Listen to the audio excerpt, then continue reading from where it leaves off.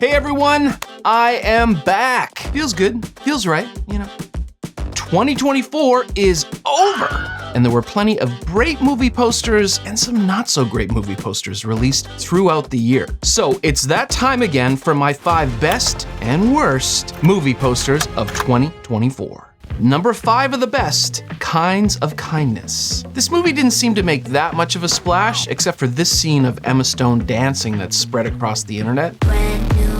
But I absolutely loved this entire movie poster campaign. Created by artist Vasily Marmatakis, I'm really intrigued by what this imagery might mean, and then these character posters come along and entice me even further. These are elevated works, unique in a way we rarely see these days. Number 5 of the worst, Deadpool and Wolverine. Pegging isn't new for me, friendo, but it is for Disney. Look, I enjoyed this movie a lot. It felt like a great continuation of the playful tone struck by the first two, but these posters were fairly ugly and just visually messy. Each features a reflection of the other character and their respective weapons, but it looks so blatantly composited that I think any cool factor is lost here. It doesn't look in any way believable or real, and it's not funny enough to be taken as a joke. I understand this is a tough assignment, you don't want to give too much of the film away, but I wish they got a little bit more creative here than just simply showing these two or these lockets or their hands. There were so many great posters for the first 2 Deadpool films, I wish they had gotten a little bit more creative with these. Go yourself. Number 4 of the best, Challengers. I feel like this poster perfectly encapsulates the style of this film. They could have easily just taken a photo of Zendaya and composited some reflections into her sunglasses. I'm so glad they went with this airbrush painted style. It's sort of reminiscent of a Patrick Nagel girl with those eyelashes and eyebrows. Designed by Gravelis, the rich use of colors and some fantastic typography really make this poster stand out. It was really refreshing to see and just an overall cool image. So cool that Zendaya herself wore it as a dress. Number 4 of the worst, The Substance. This was one of my absolute favorite movies of the year, and it deserves all the praise and hype that it gets. However, for a film that is such a rich visual experience, these posters feel like an afterthought at best. This main one sheet is a poorly cropped, lazily pieced together poster using a still image from the film with messy edges and low visual fidelity. I also saw this one in the wild, which is an improvement, but it's still an overly compressed still frame from the film itself. The other posters for the film are more creative, but even less compelling in my opinion. None of these come close to being a good representation of such a visually energetic film. There's been a slight misuse of the substance. Number 3 of the best, Nosferatu. Wow, talk about a masterclass in creating atmosphere and mood. And that typography, my god, yes! I love every poster in this campaign, but I'm particularly smitten with these character posters, with their shadows and glimmery eyes. It's creepy as f***. Designed by Percival and Associates, my overall favorite is this one, with just a hint of color in an otherwise monochromatic, alluring still photo. Their commitment to the typography here is bold, making this feel like a cohesive work. One of the other posters released takes a more traditional approach to the text, and I think it's less engaging as a result. Committing fully to the aesthetic of these letters is what can elevate a poster from standard to stylish.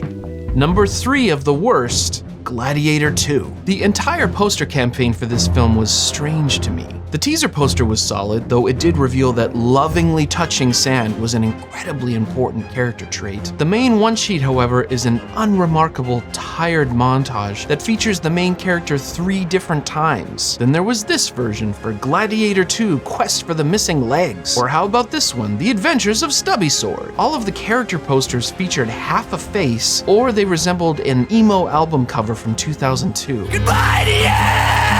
Are you not entertained? Number 2 of the best, Alien Romulus. This is such a great example of the KISS principle. Keep it simple, stupid, with a singular haunting image of a facehugger, engulfed in this alarming red color, almost like a warning light is flashing nearby.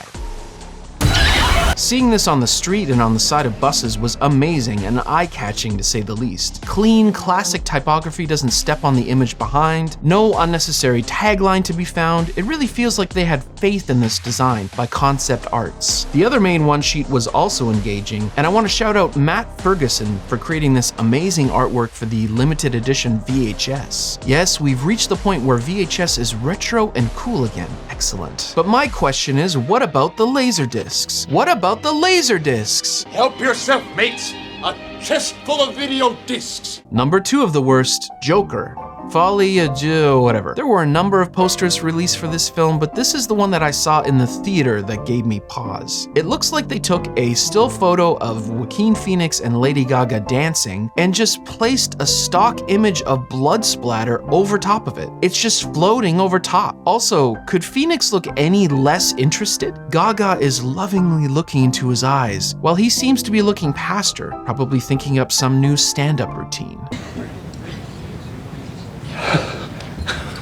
Okay, before we get to our top picks, here are some honorable mentions. Abigail had an intriguing design. I love this frozen Ghostbusters sign, even if the franchise appears to be on uneven footing. This roadside sign design for road comedy Drive-Away Dolls was cool, and I love this painted style for Lisa Frankenstein, kind of like Challengers. Woman of the Hour used great vintage typography and design, and the posters for Y2K perfectly captured the style for that time period.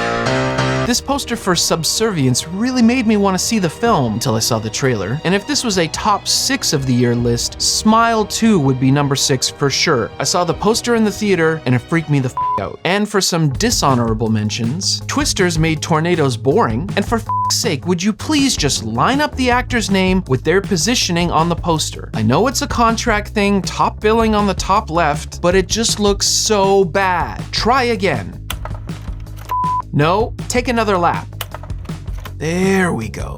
Sadly, not a great movie. I'm not sure who I'm supposed to be intimidated by more. Everyone is glowering at me. Even Santa. I'm gonna go with this roided up reindeer. Damn. Did you know they made another Hellboy and there's some sort of breakdancing leprechaun involved? Did you know that God is still not dead and he requires you to sashay up to the Capitol building? Let's do it! Did you know that... No, this can't, that's not a real movie. Is that a real movie? Oh, that's a real documentary? I guess they couldn't get the rights to that still photo, so they sort of made an AI knockoff? Put a little streak there, his ear's a little bit red. Oh.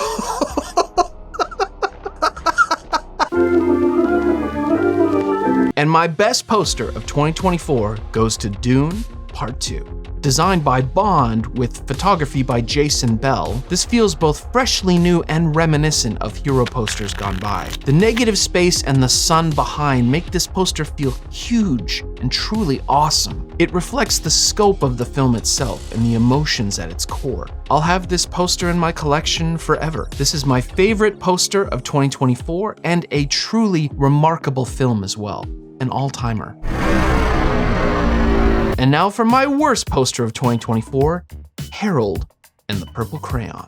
So they released a teaser poster for this family adventure film starring Zachary Levi as an adult who harnesses the power of his imagination using a purple crayon. Pure imagination. But does this not clearly look like he's harnessing the power of a personal apparatus? Purple pleasure device? A toy? Look, I'm not sure what I'm allowed to say on YouTube, so we'll see what gets bleeped here in a second. A pocket rocket? A joystick? A big old purple a vibrator? Did no one think this through? And in the film itself, Harold is using a crayon that is not that big. Whatever gets the job done. This is Man of Steel ship levels of oversight here, people. Why? They even made it super shiny and reflective. If you Google search crayon, you'll notice a distinctive paper wrapper that goes around the crayon. That's what makes it look like a crayon and not a The main one sheet for this film makes me want to super glue my eyes shut, with horrendous Photoshop blends and Zachary Levi grinning like he's a 40-year-old virgin. Who the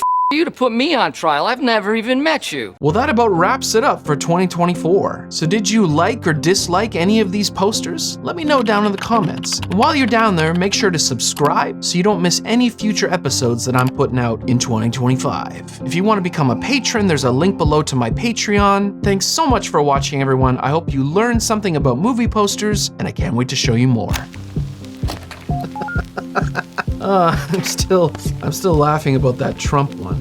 My God. Can we get the photo? No, we can't get it? All right, I guess we'll just make this one. And that's what we'll put out.